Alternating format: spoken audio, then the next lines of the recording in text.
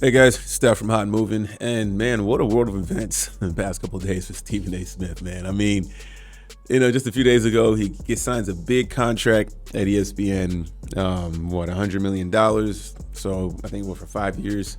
So he got his $20 million range, ballpark he's looking for. Stephen A. Smith on his show, he didn't confirm the specific numbers, but he said he was happy. Okay. And I mean, we all know that he wanted to be the highest paid person on ESPN or on TV, or one of the highest paid people on TV. All right, he's hired now. He's higher paid than Joe Buck and Troy Aikman. So good for Stephen A. Smith. Whether you like him, hate him, love him, all that stuff. Hey, the man is putting the work. Okay, he's putting the work to be in a position to get this kind of money. All right, and not too long after that, he wants to go ahead and enjoy his game, enjoy his celebration at the Knicks-Lakers game. All right, and of course, we've all seen the clip seen around the world, okay, of LeBron James, checking Stephen A. Smith. I believe this was at halftime, sometime between quarters. Okay, so there's that. All right, man, I've heard everybody talk about this, and I can see both sides, but I'm just gonna have to slightly lean more on Stephen A. Smith's side on this one, man. All right, and this is not LeBron James bashing or anything like that. LeBron James is a great player, all right, billionaire athlete, phenomenal on the court, off the court. We know the whole thing, man. But I mean, the criticism, because look, when Bronny James got selected to the Los Angeles Lakers, I mean, I think people listen. I would say, especially Stephen A. Smith, they were not trashing Bronny James at all, not at all, right? If anything. I felt like they were just saying, like, look, Bronny, we know why he's on the team. Okay, we know why Bronny James is on the team. We know why. Okay, he went to the Lakers specifically. Okay, because of his dad, and there's nothing wrong with nepotism. Fine, you know what? The nepotism is always in all aspects of life and whatnot, but let's not act like it don't exist. Okay, and I really had no problem. Me personally, I didn't have an issue with LeBron James wanting to have his son on the team. Okay, and I'm not gonna sit here and be like he can't play. He's a scrub. Unfortunately, had his heart attack situation, all that stuff, and right before he started his freshman year at USC. Okay, I was of the mindset that it maybe he should stay, but if there's a chance in somewhat of a weak draft, go ahead and go now. And maybe your dad can pick you up. You know what I'm saying, and you can develop in the G League and kind of become that environment. Okay. He gets that the photo op. Everybody knew about the photo op situation, right? Everybody was like, yeah, fine, it's great. He want to have his Ken Griffey Jr., Ken Griffey Sr. moment. Fine. If anybody deserved to have that situation, cool, LeBron James, right? But now we got to focus on the actual play on the court. And Bronny James was struggling. Okay. And yeah, I mean, yeah, you don't talk about someone, being selected as low as he has been. But it is LeBron James' son. It was a big moment. It was a huge deal. Now he's getting minutes on the court. You know what I'm saying? Like, I mean, garbage time, whatever. I mean, okay, cool. And now he's a player. He's an active player in the rotation at that time. His game's gonna be open for criticism. And when we clearly know he's not ready, he needs time to develop in the G League. That was the whole point. Stephen A. Smith never said, oh, he's a bum, he's a scrub. He never Kwame Brown him. You know what I'm saying? He never did nothing like that. Okay, now, a lot of times, a lot of athletes have a lot of problem with Stephen A. Smith because sometimes, Stephen A. Smith does put his foot in his mouth. He does. And the pushback is warranted at times. However, I would say most of the time, athletes that have a problem with Stephen A. Smith, they don't listen to what he's saying. They're more so, they're irritated with his demonstrative attitude or his theatrics, right? The entertainment aspect of things on this side that gets more overblown about his theatrics as opposed to the actual point that he's trying to make, right? I'm gonna play a little clip from the Stephen A. Smith show when he addresses LeBron James, but I'm gonna play a part that was interesting to me, and I'll get back to you guys. By the Boston Celtics, or he could have got drafted like he did by the Lakers. Opening night, have that moment with his dad.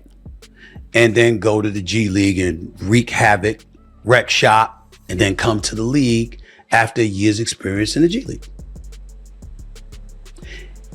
If any of those things did not happen, One surmised that it was because of LeBron James. In my mind, the second greatest player to have ever played the game of basketball, who was a basketball savant. And if we know that his son was struggling, then he knows. And what I was saying was, I was focused on him. It was other people that was focused on Bronny James. Show that Magic Johnson quote, please. This is Magic Johnson at the time. Jimmy Kimmel Live in September. If I'm Bronny, I would tell my dad, just let me play in the G League all season so that I can develop. He needs playing time. He doesn't need to be sitting on the Laker bench and not playing. That's not a knock against him. He's just not ready. That was Irving Magic Johnson. There were other articles that were written as the season was progressing and people were talking. And I'm rooting for the kid, and I didn't want anything too negative to come his way. So I'm looking at LeBron James and saying, all right, you had the moment. You don't need this. Yeah, and I'm gonna stop it there, man. You can look it up yourself, or I can put the link to the full clip in the vid. But I mean, he has a point, right? I mean, Magic Johnson, a lot of people, and Magic Johnson criticism wasn't bad, okay? And I mean, Stephen A's right. I mean, there was a lot of articles, a lot of people who really don't like LeBron James for whatever reason. People probably going back from the decision, going back to just who knows what it is, the player empowerment. Okay. I don't know, man, and obviously, he's not on TV anymore, but Skip Bayless was a big hater. Remember when LeBron was asked about Anthony Edwards, and they said there's a lot of weird energy and stuff like that. The weird energy is probably talking about guys like Stephen A. Smith on TV. I mean, nobody craps. I mean, I don't know. I don't. Yes, in this day and social media age, yes, I can see how players can look at being crapped on, and people do crap on players and stuff. But there's also that's the other side. There's always two sides to everything, right? There's the negative side is the weird social media part, and the other side is the riches and the fame and the sponsorship deals and attention. You got to be able to, if you're going to be in the spotlight, it's not just athletes, celebrities deal with this too.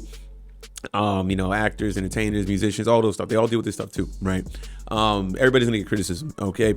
And then but for LeBron to check him at the game where Stephen A. Smith wasn't there representing ESPN. He was there when he said with Larry David, the dude who created Curb Your Enthusiasm. I think he was with some big time agents, some Robert Emanuel, whatever his name. He WME guys, his representatives. You know what I'm saying? And we check like this, and I'm not gonna lie, man. It almost felt like a bully tactic on LeBron James' part. I don't think. I mean, look, I get guys. I understand people who support LeBron James doing this too. I get it. LeBron standing on business, checking Stephen A. Smith. Stephen A. Smith is 6 feet tall. LeBron is 6'9". I mean, what is LeBron James really gonna do? What power is? I mean, if the threat is to be intimidating or whatever. I mean, I don't know what LeBron James' motive was. I don't know if this doesn't really help. I mean, you're telling a guy who's on TV getting paid that's going to continue to talk about you, continue to talk about Bronny James and the Lakers. I mean, what are you going to stop? You know what I'm saying? How much control does Maverick Carter have? How much control does Rich Paul have? Is he going to tell all the guys that work for Clutch not to deal with Stephen A. Smith? I mean, look, and sometimes it's better to deal with the devil you know than you don't know. I'm not calling Stephen A. Smith the devil, but if you feel like, hey, instead of viewing Stephen A. Smith as an enemy, you know what I'm saying? Because we know how it goes. If you like it or not, this entertainment space is all about relationships. All right, who you know in the industry. People who can put word out, you know what I'm saying? Stephen A. Smith has made many times on occasions. He said this many times on occasion that he'll get information that come to his desk where he'll know things about players. He'll know personal things, and he doesn't touch it. He does not touch it. He tries to keep things, unless Stephen A. says, unless it goes through the police headlines, right? Or like it becomes so public that it can affect, on court performance and stuff like that, then yeah, he'll talk about it, but he doesn't go out his way to go digging. He's not like he's a bombastic, loudmouth entertainer on TV, but he doesn't go out his way to be like TMZ. You know what I'm saying? Like, I mean, I can see both sides of it, but I'm just gonna slightly lean towards Stephen A. Smith. I just didn't think LeBron James has that pull to intimidate Stephen A. Smith like that. And coming off of the news that he's gotten his money, I feel like this was kind of like a quick humiliation ritual for Stephen A. Smith. You have a prominent athlete like LeBron James, to check him in a game. And LeBron played phenomenal in this game. You know what I'm saying? And Luka was fantastic, right? And watching that game, had me questioning my hand like, yeah, this Lakers team, if it's a chance to win a championship now, is this season. You know what I'm saying? And now the attention has been momentarily taken off of the performance in the game. And we're talking about Stephen A. Smith and LeBron checking him. And I think LeBron was just, he was phenomenal game. Not necessary, right? But it's Hollywood, it's drama, it's LA. I just think that LeBron James in the situation, in my opinion, not a good look for him. Not a good look for him at all. Sometimes you think you think he could be above it, but he's not. You can tell that he watches all this stuff on TV. He sees all the posts on social media and stuff like that. I mean, this is the weird part of sports we're in right now, where the guys on TV are getting paid now like athletes, a la Stephen A. Smith, $20 million a year. Big mouth, loud platform. You're not gonna like what he has to say, but that's just entertainment. That's what you guys signed up for. Sports media is just not gonna get canceled. Okay, guys can come up to Stephen A. and voice all they want to. You're not gonna hit him. You're not gonna bully him. It's not gonna happen. You know what I'm saying? LeBron addressing Stephen A. Smith. What does it do for LeBron James as opposed to Stephen A. Smith? Right? It's gonna talk more about Stephen A. Smith than LeBron James. Right? LeBron James, you can make the case that LeBron James doing that just boosts Stephen A. Smith's clicks and his social media presence and evaluation even higher with stuff like this. Right?